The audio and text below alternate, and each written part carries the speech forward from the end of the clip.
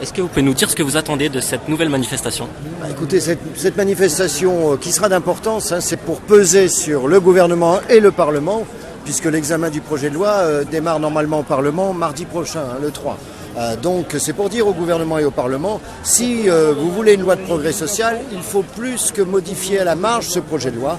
Il faut que ce projet de loi réponde toujours à une notion de progrès social, qu'on respecte notamment ce qu'on appelle la hiérarchie des normes. Ça veut dire qu'on respecte à la fois les négociations d'entreprise, mais aussi les négociations de branche.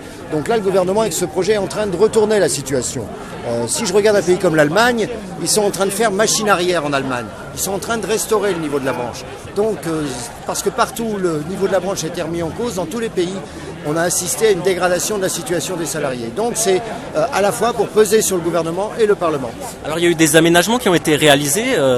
Pour vous, c'est pas suffisant? Non, il y a eu des aménagements après les mobilisations du 9 mars, après les mobilisations du 31 mars, mais c'est encore insuffisant. Nous, on veut effectivement que cette loi respecte ce que j'appelle les principes de la République sociale, à savoir un minimum d'égalité de droit entre l'ensemble des salariés et des conditions de concurrence entre les entreprises. Ce qu'on demande, c'est qu'on respecte la hiérarchie des normes, donc là, c'est une modification de la philosophie.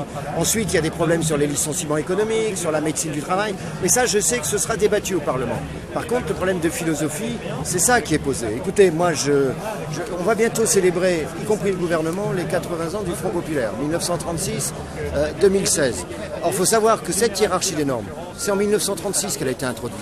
Alors, j'ose pas penser une seule seconde que François Hollande va trahir les Léon Blum.